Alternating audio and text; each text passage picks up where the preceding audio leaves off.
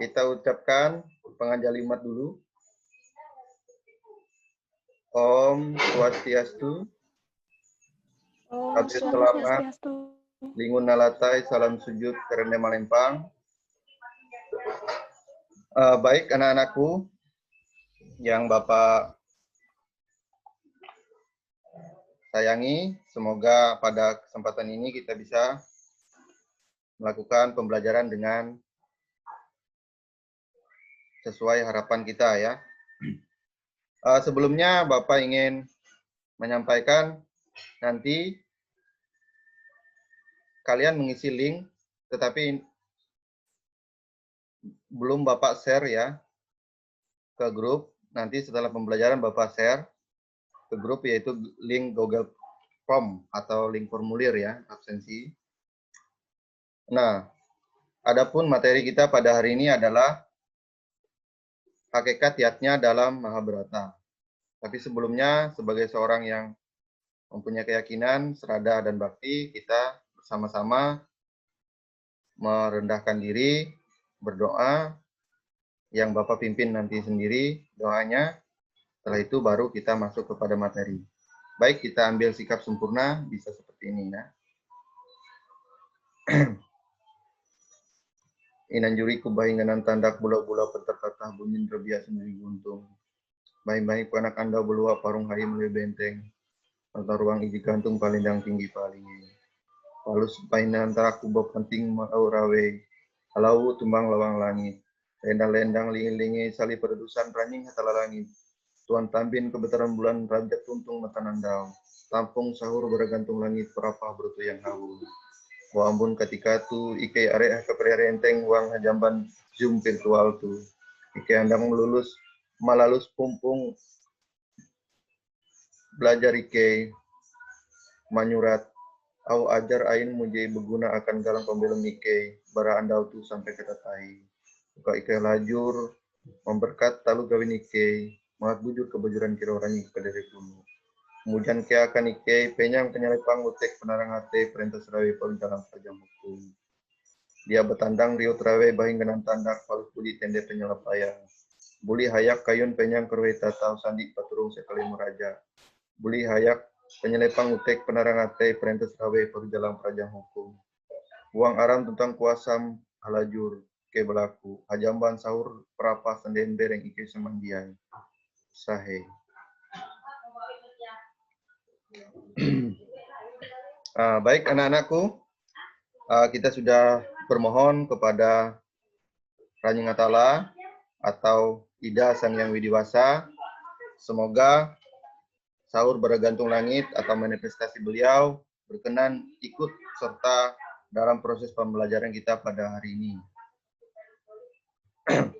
Baik anak-anak, sebelum anak-anak mendengar paparan, lebih baik anak-anak menyimak share screen yang Bapak tampilkan supaya bisa dipahami. Lalu setelah dipahami kita bisa berdiskusi. Tapi sebelum Bapak share screen dulu, Bapak ingin tanya kepada Ayu ya. Ayu, apa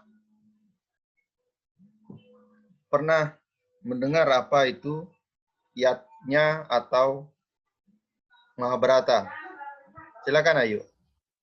Siap, pernah Pak. Ya, seperti apa Ayu? Siap, yatnya itu adalah persembahan yang tulus ikhlas Pak. Ya, betul sekali ya. Kemudian Nopi, Mahabharata, apa itu Mahabharata Nopi?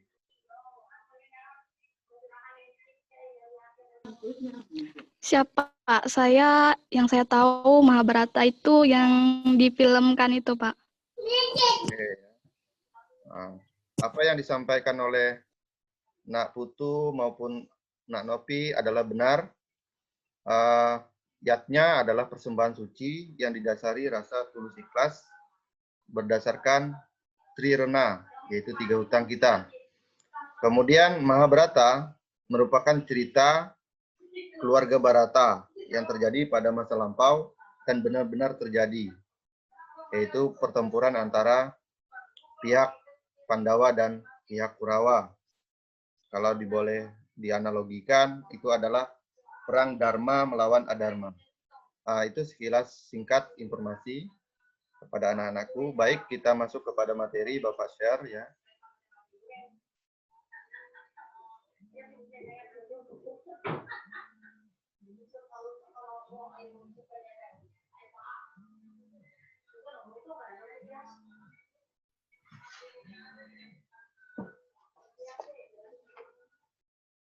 Sudah terlihat ya anak-anak? Siap sudah, Pak. Oke. Baik ya.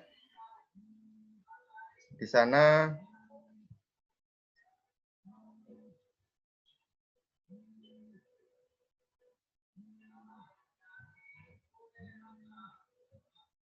ada yang disebut yatnya dalam Mahabharata. Jadi ada gambar di sana, ada kata-kata yatnya.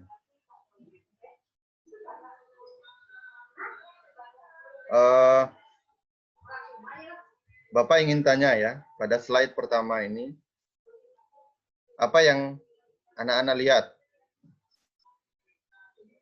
Silakan, siapa yang bisa membantu Bapak? Si Ayu bisa?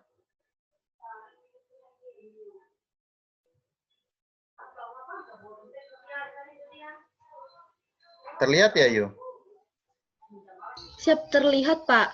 Ada Dewa Krishna sedang menunggangi kuda. Dan siapa lagi? Dan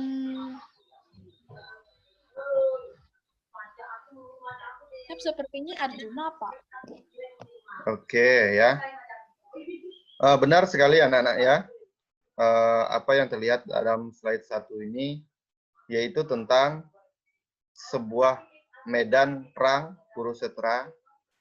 Yang terlihat adalah Sri Krishna dengan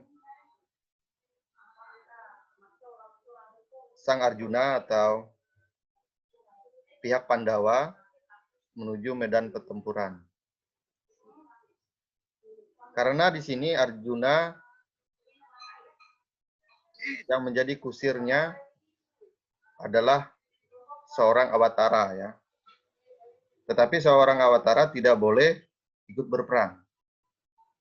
Dia hanya ikut membantu mengantarkan Arjuna ke medan pertempuran melawan Kurawa yang penuh dengan kekuatan, termasuk melawan kakeknya sendiri, yaitu Bhisma, yang maha sakti, tidak terkalahkan. Selanjutnya anak-anak ya.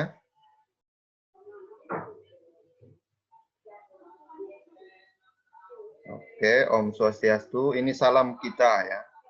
Antabe selamat lingunalatai, salam sujud karena Malempang, itu salam lokal jenius. Yang sama artinya dengan Om Swastiastu.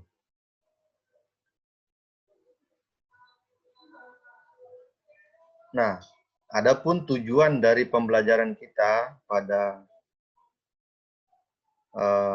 pagi ini ya, yaitu menginginkan siswa mampu menjelaskan dengan baik pengertian dan hakikat yatnya dalam Mahabharata. Kemudian siswa juga mempunyai kemampuan menyebutkan contoh yatnya dalam Mahabharata dan masa kini. Selanjutnya menguraikan syarat-syarat dan aturan dalam pelaksanaan yatnya. Kemudian kemampuan siswa mempraktekkan dengan tepat yatnya dalam kehidupan. Dan yang terakhir adalah siswa diharapkan mampu membuat sarana persembahyangan atau yatnya itu sendiri ya. Kemudian slide berikutnya ini adalah pengertian dan hakikat yatnya dalam Mahabharata dan masa kini. Syarat-syarat dan aturan pelaksanaan yatnya, mempraktikkan yatnya menurut kitab Mahabharata dalam kehidupan. Ya.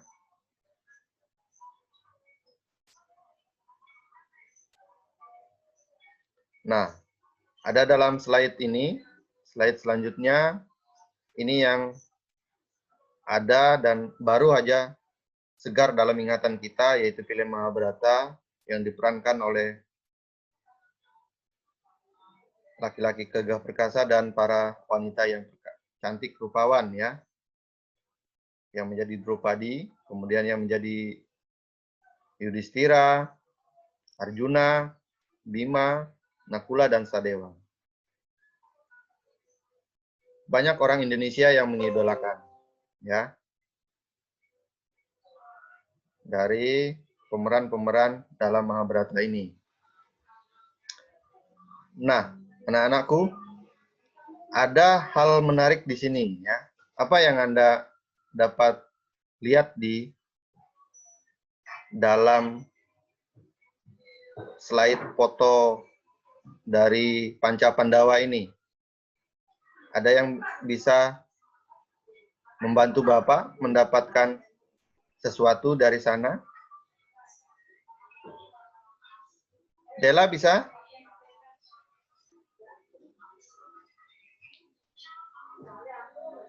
Bisa Dela? Atau Ayu juga? Bisa? Apa yang Dela dapatkan dari slide tampilan Panca Pandawa dan Drupadi ini?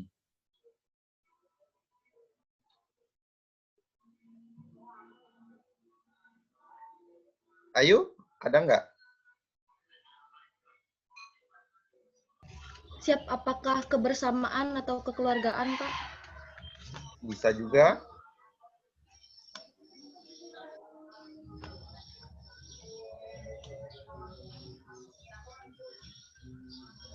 Apalagi, Nopi?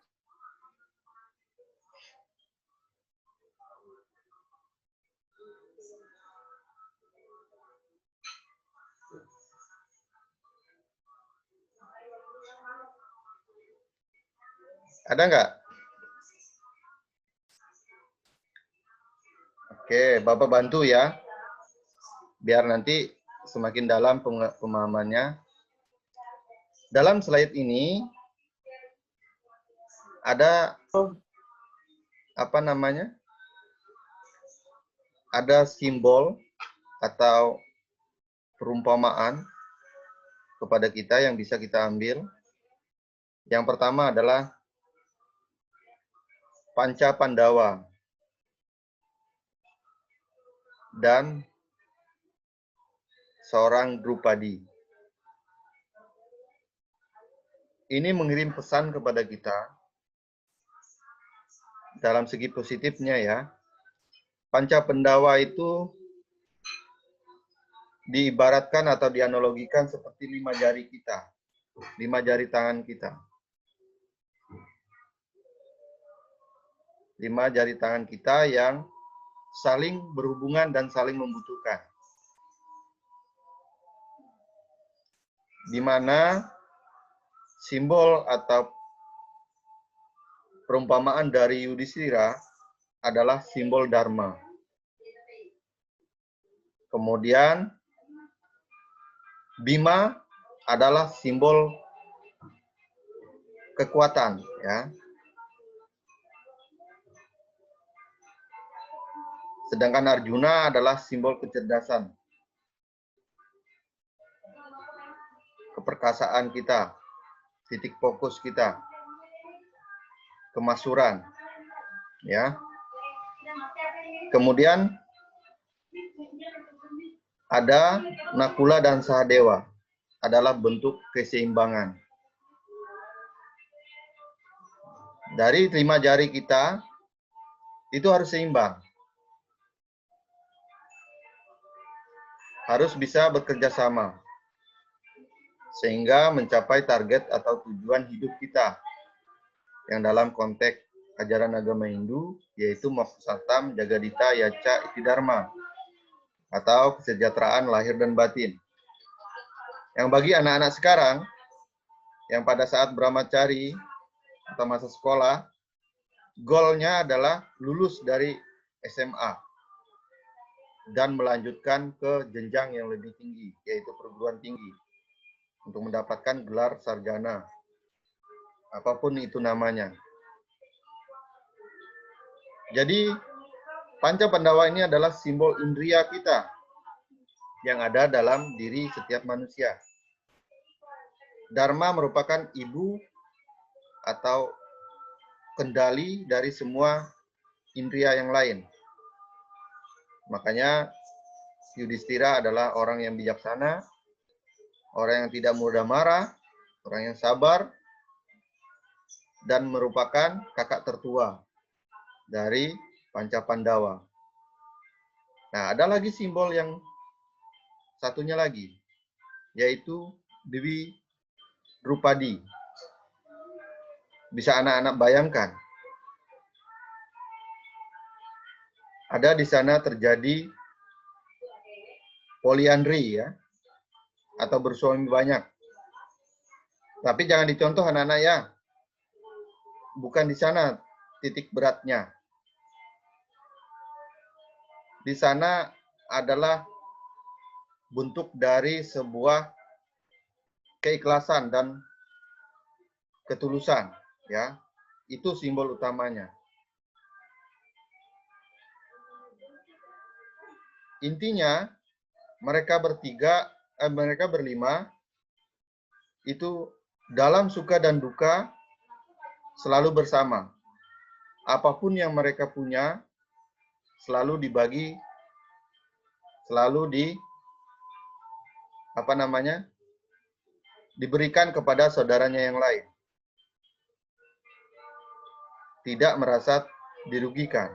Jadi ada rasa berbagi intinya. Karena manusia pada umumnya kebanyakan dia mampu mengalih, menambah, pada proses pembagian dia tidak mampu. Ya, ibaratnya sangat sulit sekali, ya. Nah, di sana anak-anak ya, simbol dari slide yang ini ya, slide yang kelima. Nah, ini ada pengertian yatnya dalam Mahabharata. Sesungguhnya pengertian itu adalah berbagi, ya. Yatnya itu kemampuan kita untuk berbagi. Makanya umat Hindu selalu berbagi, selalu beryatnya setiap detik, bahkan setiap ada kemampuan.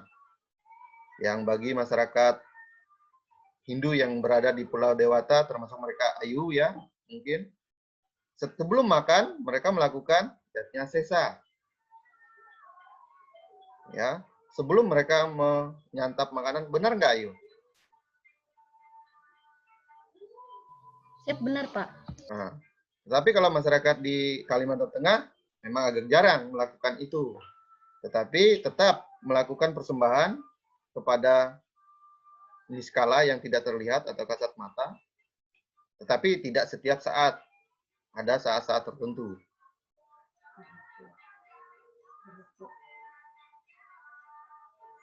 Ya, kita lihat selanjutnya ya. Nah,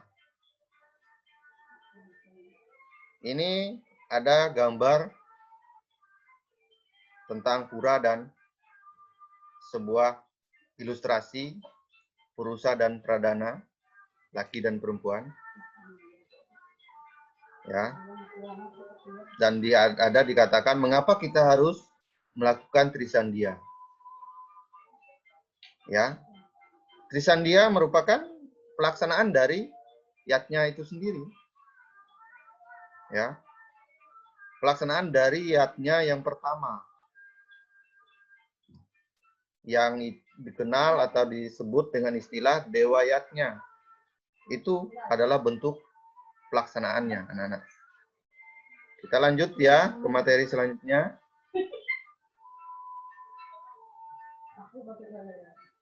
Nah, jadi kalau secara etimologi, kata yatnya seperti yang disampaikan oleh Ayu tadi sudah tepat sekali dan benar.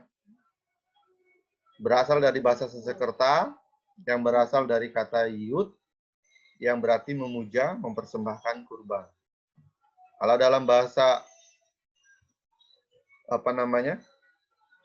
Sansekerta yang lebih lengkapnya, yatnya diartikan upacara kurban. Orang yang melaksanakan kurban yang berhubungan dengan yatnya. Nah, dalam Bhagavad Gita juga dijelaskan, ya, yatnya suatu perbuatan yang dilakukan dengan penuh keikhlasan dan kesadaran untuk melakukan persembahan kepada Tuhan. Itu anak-anakku ya. Nah, ini bisa nanti di print out, dicatat kembali ya. Slide ini yang Bapak share nanti di grup. Pengertian dan hakikat yatnya. Yatnya adalah upacara persembahan korban suci. Kemudian ada upakara katanya. Yaitu merupakan sarana atau media yang digunakan dalam yatnya itu. Sesajen. Ini kadang-kadang kita merasa didiskriminasikan. Seolah-olah percaya dengan roh jahat atau setan. Sesajen di sini adalah bentuk dari makanan dan minuman sebagai ungkapan terima kasih, ya, bukan sebagai pemujaan yang membabi buta kepada roh yang dianggap jahat, ya, setan katanya. Ya. Tetapi sesajen di sini adalah hasil makanan dan minuman kita yang kita bagikan kepada makhluk lain demi keseimbangan alam semesta, ya. Oke, ya kita lanjut. Nah, ini ada tahapan pelaksanaan dari sebuah upacara yatnya.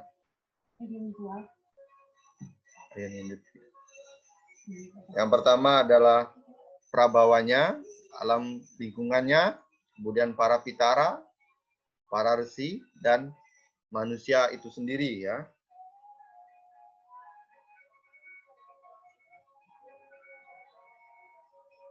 Akan muncul pertanyaan ya anak-anak ya. Mengapa setiap pelaksanaan yatnya ada persembahan? Pasti itu akan ada di benak kita. Siapa yang bisa membantu menjawab pertanyaan ini bagi kita?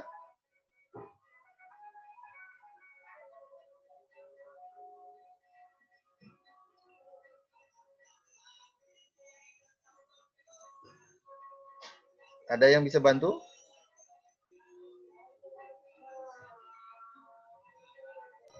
Siap untuk menyampaikan rasa syukur dan terima kasih, Pak. Oke, bagus Ayu ya.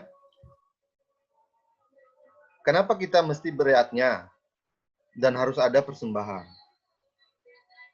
Dalam bahasa sederhananya, apabila hanya sekedar ucapan atau perkataan, kadang orang tidak percaya ya.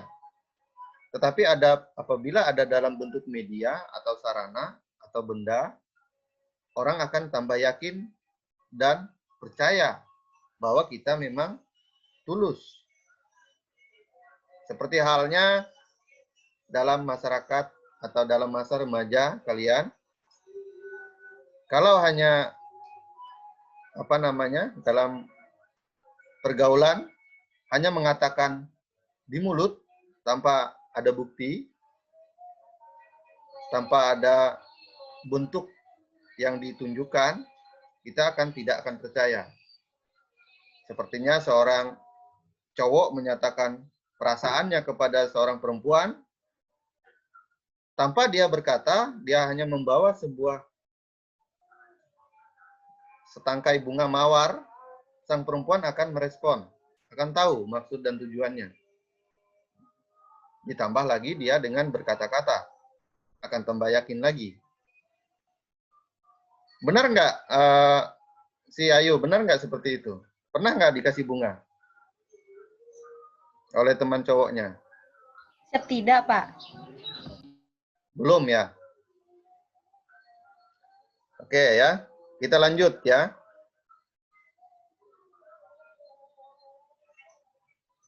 Adapun bagian-bagian yatnya yang seperti kita ceritakan di awal, ada yang disebut dengan dewayatnya, ada yang disebut dengan resiatnya, ada yang disebut dengan fitrayatnya, ada yang disebut dengan manuyasatnya, dan yang terakhir adalah budayatnya. Perlu digarisbawahi anak-anakku ya, dari kelima ayatnya ini tidak dijalankan secara terpisah ya, tetapi merupakan satu kesatuan. Saat anak-anakku melaksanakan dewayatnya, pasti ada pelaksanaan resiatnya di sana. Ada pelaksanaan fitrayatnya di sana. Ada manusiayatnya di sana, dan ada budayatnya di sana. Begitu juga melaksanakan budayatnya. Di sana ada pelaksanaan dewayatnya. Ada resiatnya. Contohnya pada saat kita melakukan budayatnya, pasti ada rohaniawan di sana. Ada orang-orang suci. Ada kawan kerabat atau keluarga kita, yaitu manusiayatnya. Kemudian ada persembahan kepada leluhur, yaitu fitrayatnya. Dan seterusnya ya anak-anakku ya. Jadi intinya dari 5 ayatnya tersebut merupakan satu kesatuan yang utuh.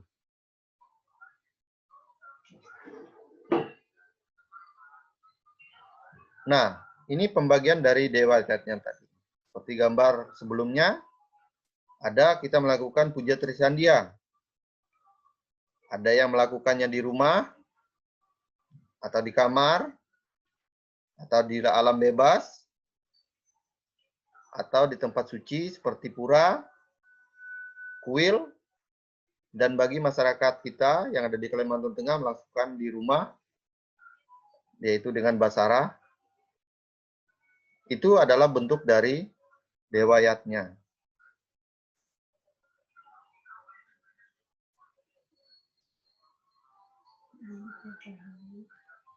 Kemudian selanjutnya resiatnya. Di sana ada para rohaniawan. Tanpa mereka, upacara suci kita atau upacara yatnya kita tidak akan berjalan mulus. Karena kita memiliki kelemahan di bidang tata upacara atau tata keagamaan.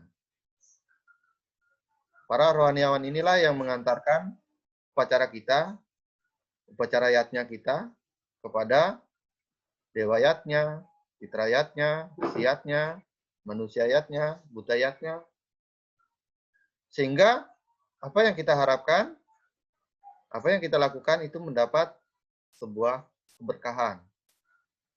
Di sana ada gambar sulinggi, ada pemangku atau pandita ya. Sulinggi itu atau pandita ya. Pemangku ini atau pinandita. Kemudian ada orang-orang suci di Kalimantan Tengah yang disebut basir ya, dalam ajaran agama Hindu Keharingan, yang mereka memiliki sarana atau atribut katambung, kemudian duduk di atas katil atau kursi panjang dan mengucapkan ayat-ayat mantra.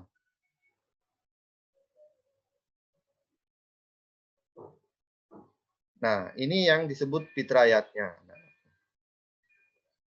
Ya, fitrayatnya. Ada yang disebut dengan upacara apa ini? Ayu pasti tahu. Apa Ayu?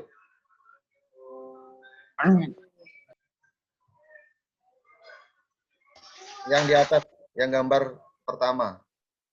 Siap ngaben, Pak. Nah, ngaben, ya.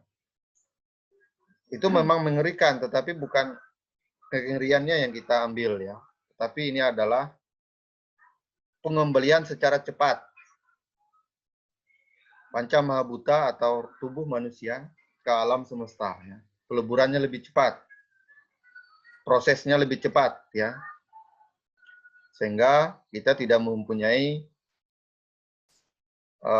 rintangan atau halangan lagi atau cuntaka lagi atau kekotoran lagi.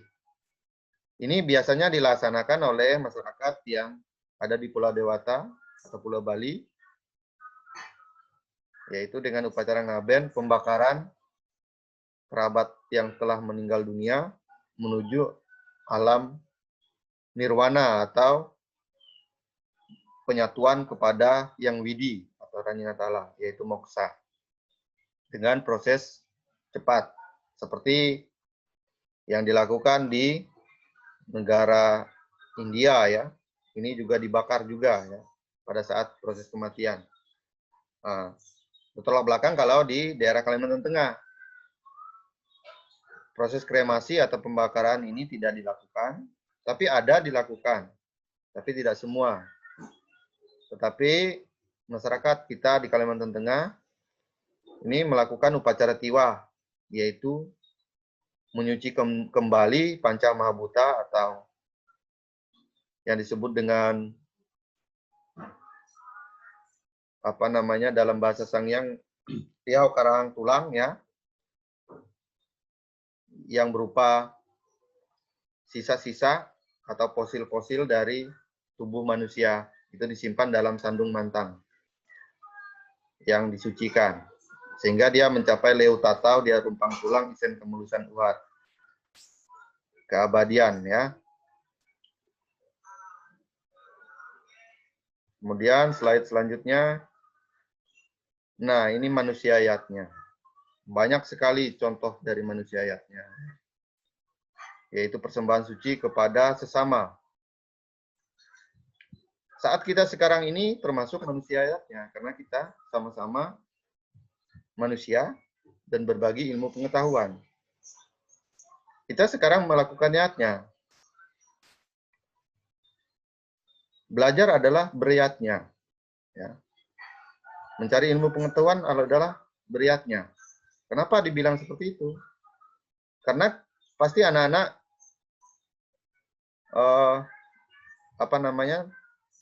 meng-cancel kegiatan lain hanya untuk belajar agama.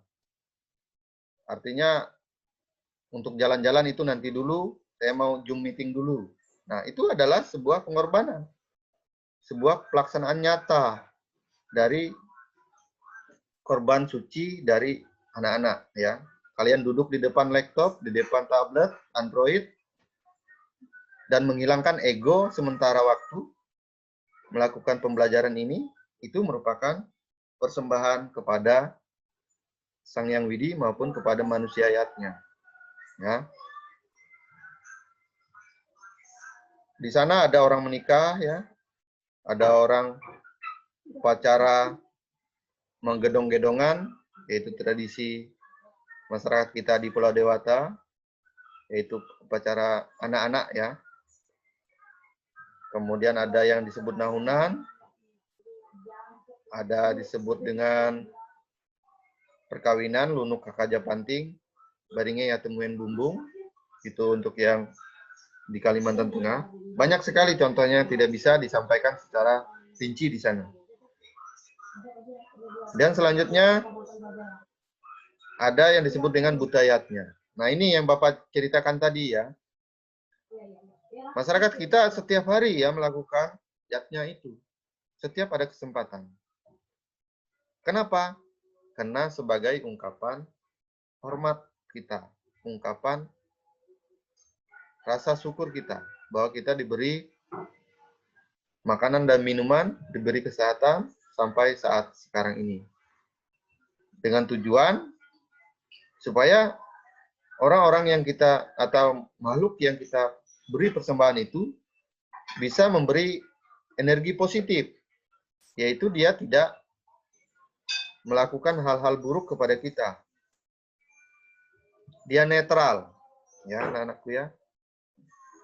Kalau orang jahat diberi makanan dan minuman, tidak mungkin dia akan melakukan perbuatan jahat kepada kita.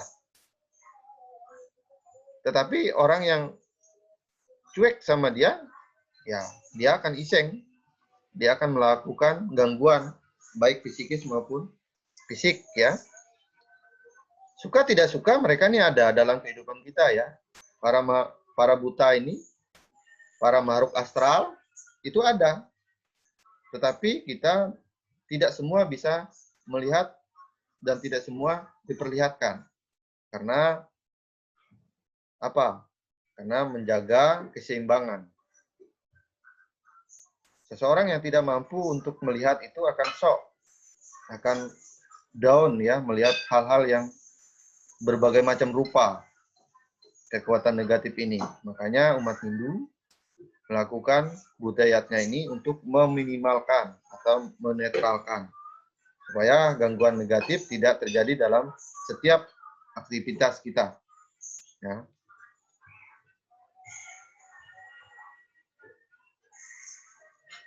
Nah, di sini ada yang ditanyakannya. Ya. Ada yang bisa bantu? Ada pertanyaan. Pengertian dan hakikat yatnya. Siapa yang bisa? Setelah kita mendengar tadi, pasti ada yang terserap. Walaupun tidak banyak ya. Siapa yang bisa bantu? Dela, bagaimana Dela? Apa pengertian yatnya?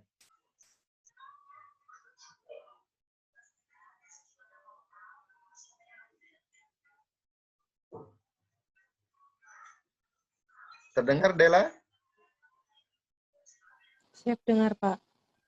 Apa pengertiannya?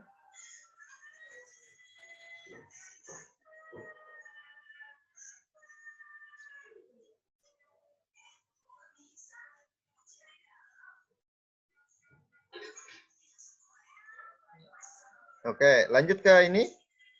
Si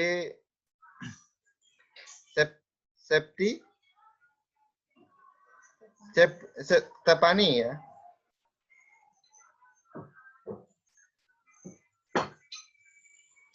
Dibuka dulu mic-nya. Apa pengertiannya? Sebentar, Pak. Oke.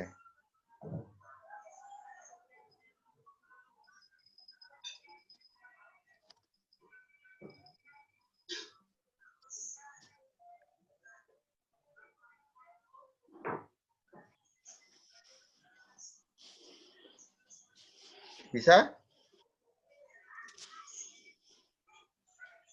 Siap sebentar, Pak. Ya, kita kasih waktu dulu untuk berpikir.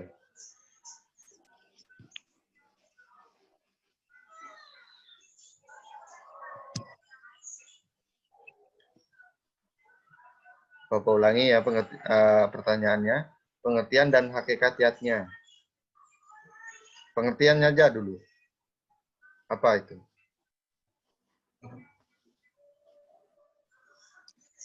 Yatnya berarti upacara persembahan kurban suci atau pemujaan yang dilakukan menggunakan kurban suci memerlukan dukungan sikap dan mental yang suci. Nah, kenapa lama menjawabnya? Padahal itu jawaban yang paling sempurna ya. 100 buat si Stefani ya, kasih jempol. Nggak ada bintang ya. Itu benar sekali ya. Oke ya. Jadi pengertian yatnya apa yang disampaikan oleh teman kalian itu benar. Yaitu Bapak dapat simpulkan ya. Bahwa upacara yatnya merupakan persembahan suci yang didasari perasaan tulus dan ikhlas tanpa ada paksaan dan merupakan sebuah kewajiban. Nah, adapun pembagian dari yatnya itu ada 5. Yang pertama, dewa yatnya. Yang kedua, resi yatnya. Yang ketiga, fitra yatnya. Yang keempat, manusia yatnya. Dan yang kelima, buta yatnya. Kelima itu merupakan pelaksanaan dari pembayaran hutang atau kewajiban kita yang disebut dengan trirena. Dewa rena, resi rena, dan fitra rena. Nah, demikian anak-anakku kesimpulan dari materi kita pada hari ini. Untuk materi ini bisa kalian print out kembali. Bapak share di grupnya. Di grup nanti ya. Karena ini virtual, jadi ditayangkan. Untuk tugasnya juga, nanti Bapak juga kirim ya linknya ke grup juga. Nah, supaya nanti dikumpulkan pada saatnya ada instruksinya di sana ya. Baik, anak-anakku, kita sudah ada di penghujung. Slide terakhir yang mengatakan salam penutup kita. Untuk menutup ini, semoga apa yang kita bicarakan, apa yang kita diskusikan pada proses pembelajaran ini bisa mempunyai manfaat. Awal kita buka dengan doa, kita wajib mengakhiri dengan doa juga. Baik anak-anakku sekalian, kita sama-sama mengucapkan Paramasanti yang diakhiri dengan Sahe ya. Kita bersama-sama. Om Santi. Om Santi, Santi, Santi, Om Sahe. Sahe. Terima kasih anak-anak. Papa Siap ya, Pak. stopkan Ya, Pak. share screen-nya. Baik, pertemuan kita hari ini kita cukupkan. Bapak stop record-nya ya.